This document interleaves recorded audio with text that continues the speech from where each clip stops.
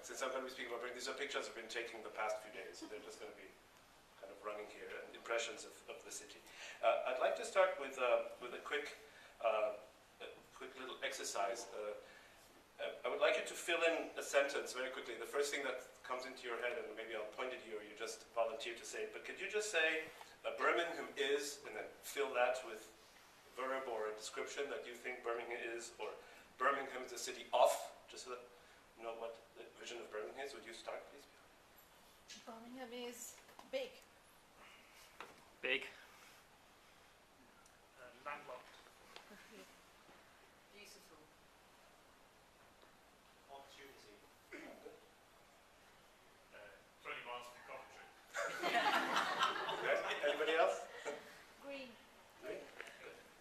Diverse. Good. Warm. Friendly. Oh, great. Lots of positive things. That's good. Thank you. Yeah, this is my second visit. As I told you before, I'm getting a second chance. And the last time I was here, there was a great excitement in the air about Birmingham maybe becoming a cultural city. And yes, UK cultural city. But it didn't. It didn't. And that is a shame. But I'm back now, and I find things quite transformed, and I'm very happy that there are a lot of positive attributes coming, because in my talks the last 2 days, I felt quite a bit of resignation, and people talking about budget cuts and a whole new, and I find it quite amazing. I'll get back to it in my talk, that a city that wanted to become cultural city and cultural capital just a few months ago wants to become city of no culture just a few months down the line, and we have to discuss where this is it. And as if saving a budget would mean you save the city, it'd probably go the other way around.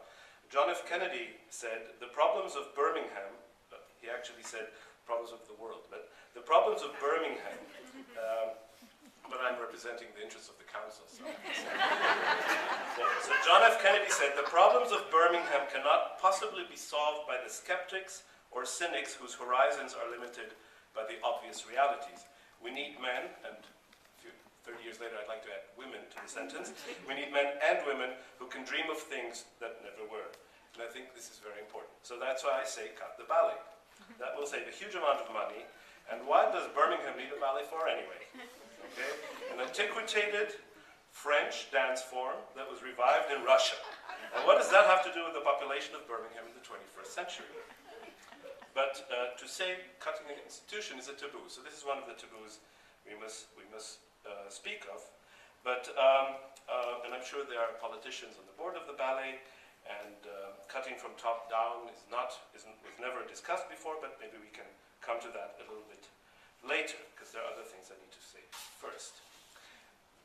And one thing I remember very much from last time is that when speaking with Brummies, is that what it's called, Brummies? Is that right? I got that. Is that it was often said that we are number 2 city. Number 2 city. So it's not surprising you came in second after Liverpool and second after Derry, Londonderry, because you told everybody you're number 2 city.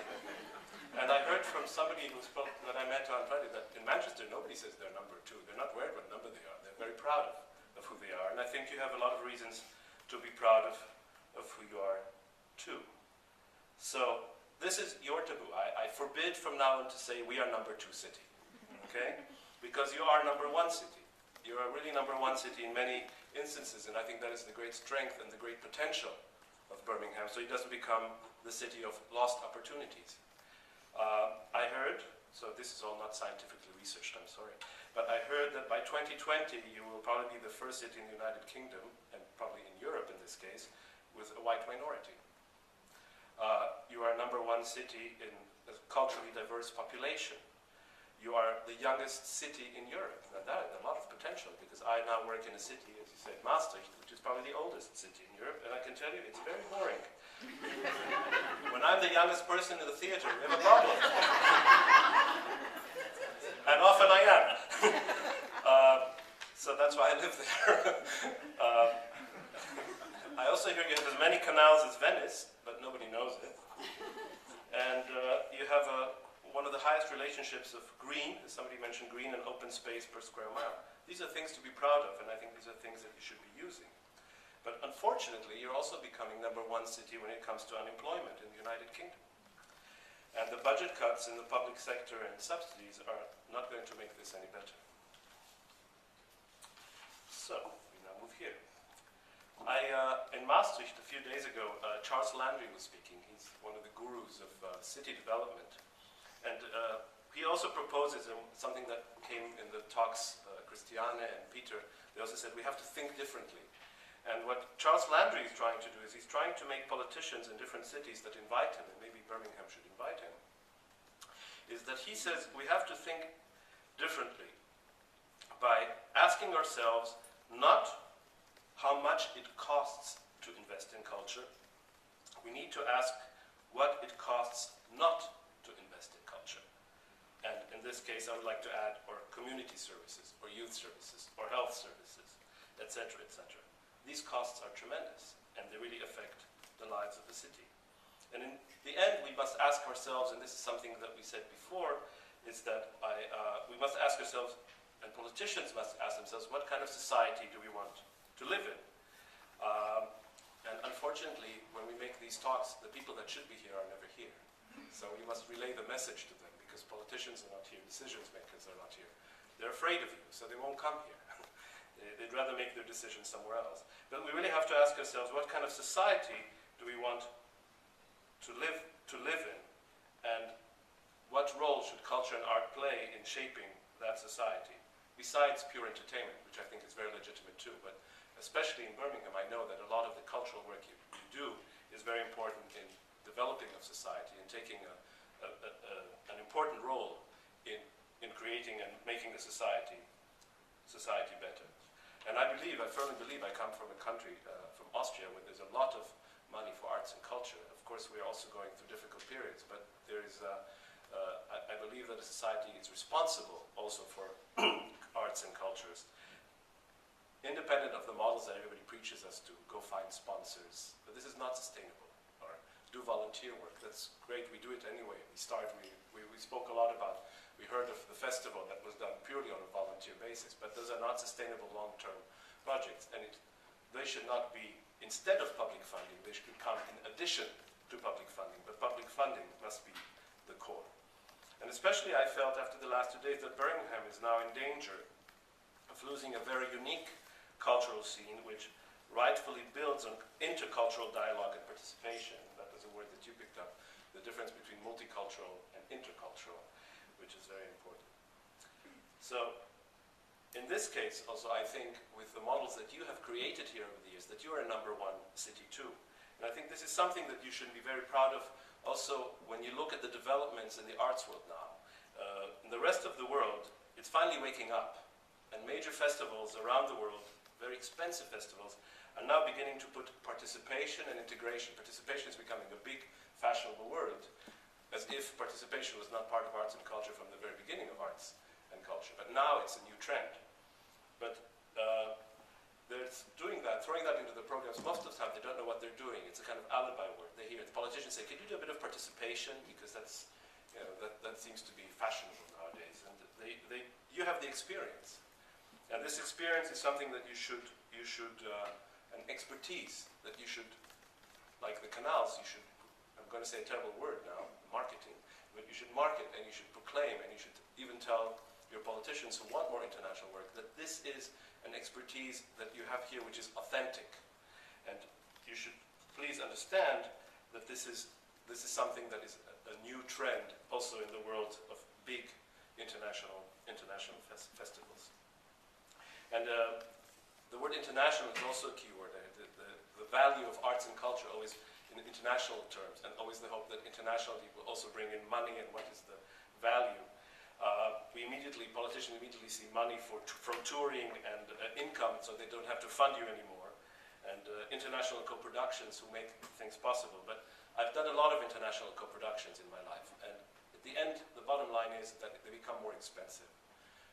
And should only do co-productions if the content, co-productions should be, and collaborations should be about content, and they should be about the absolute necessity to do something together, and not how Peter Jenkins defined it this morning.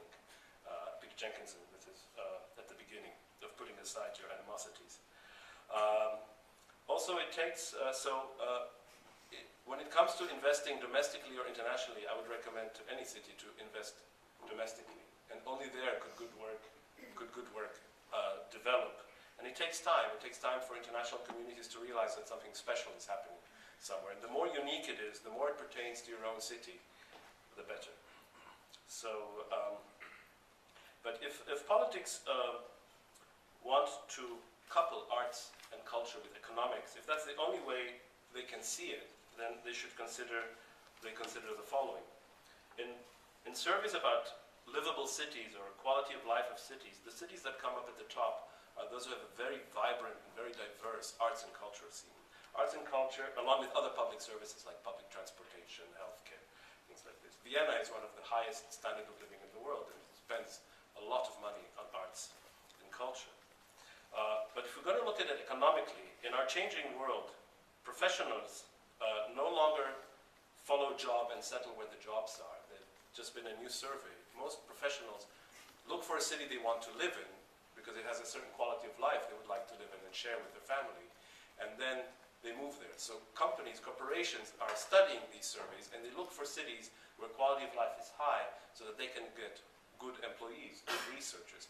Linz, where we did the cultural capital, had that problem. Linz was a very provincial, sleepy town with a very bad reputation to arts and culture. Wrongly so, but reputation is very hard to get rid of. And a big company settled there, wanted to make the research center there, but they couldn't get any good researchers to go there because they'd rather go to Paris or London or places where they could have a vibrant culture life. Everything, of course, except ballet, but everything else should be there.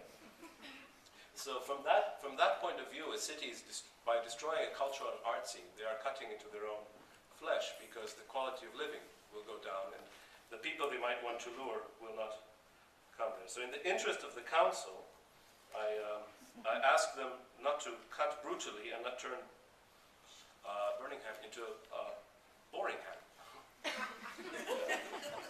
Because you will hurt your city economically. And we haven't even started thinking and talking about social repercussions in this case, especially to the art, the work that a lot of you do. So earlier, I suggested to cut the ballet. So let's get back to that. Is it really a relevant art form for the youngest city in Europe? A city with such a diverse population that has also no roots and no tradition that has anything to do with ballet? Or should we try to think differently and break a political taboo of cutting from the top down rather than, as usual, from the bottom up? Which is actually, if we think about it, it's useless because there's no money at the bottom anyway. Or shall we look at new criteria with which to judge the success of artistic work or the value of work? Maybe we should look at the cultural diversity of the audience when we speak about a city like Birmingham. Maybe we need to make new keys. Or should we look at the age range it attracts and does it have a future audience? This could be a change of thinking. Is it worthwhile to sustain a big company that you can find similar ones in the rest of Europe, or to promote unique work that has to do with Birmingham itself? So what do you think? Should we cut the ballet or solve the major? Because that's a big chunk of money. It's solve a big problem. But when I was thinking about cutting the ballet, I also had to think, as you can see, I wrote all this last hour because when you speak last, most of the important things have been said before. So everything you planned, you just, oh no, he said that. Oh no, she said this. Oh no, please don't quote Einstein. But so here I am with my new text. I have to read it. But I'd like to thank Peter for a very important word that he mentioned at the beginning of the morning. And no, it's not promiscuity. It was generosity. It was generosity, and I think that it's up to us, the artists, not only to create a climate where we work and where we work together, but we need to be careful that in times like these we don't become part of the system. The system wants to divide and rule us. So if we start saying no, let's not cut this, we're already part of a game that they want to involve us in. So we don't want to cut the ballet. But the ballet, and unfortunately I don't know if anybody's here from the ballet, you've shot me already, but they should also not want you to be cut. So I think this is a time for solidarity, because you don't know what the next step is going to be. So never think just because you weren't hurt this year, you might not get hurt next year. So I think it's time for everybody to work together and to convince the city, even though it's hard, and I know people are trying, to convince the city how important arts and culture are and what the cost would be if it is not subsidized, as Charles Landon should this, and to show the city what it will lose in the long run.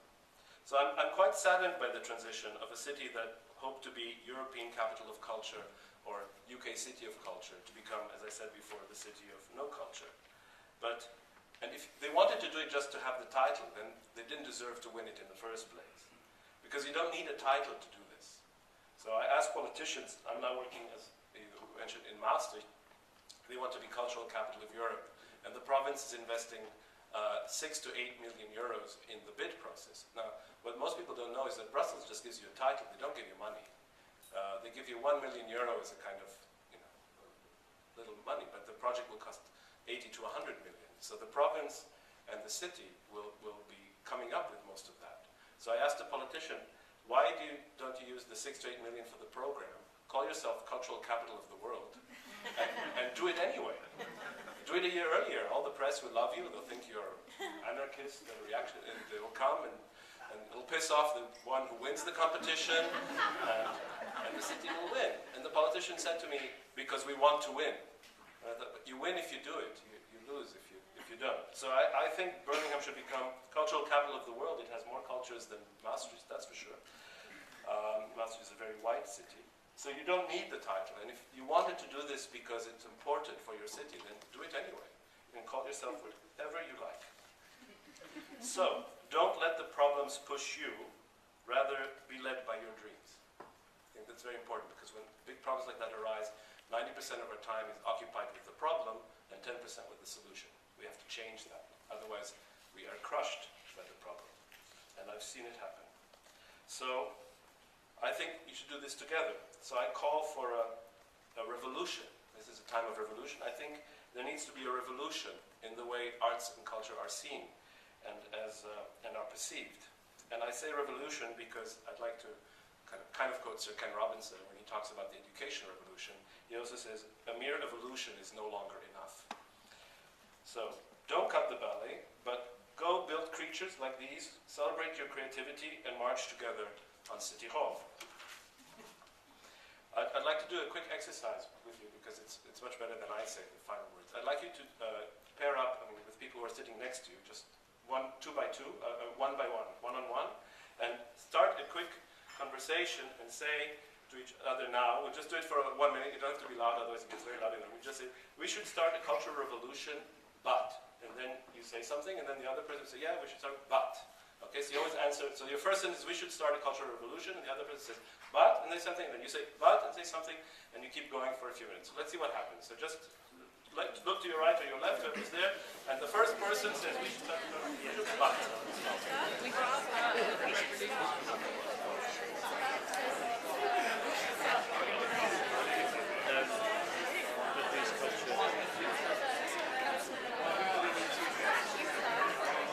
Okay, thank you. Okay, thank you. I hope somebody wrote all this down. Now we're going to do the same thing. But we're going to say, this is very important. No laughing, please. This is very serious. This is in the interest of the council here. Yes. We say the same thing. We should start a cultural revolution, and instead of saying but, you say and add something. We should start a cultural revolution and. Please. We should start that. And we'll paint every building, whatever kind of building.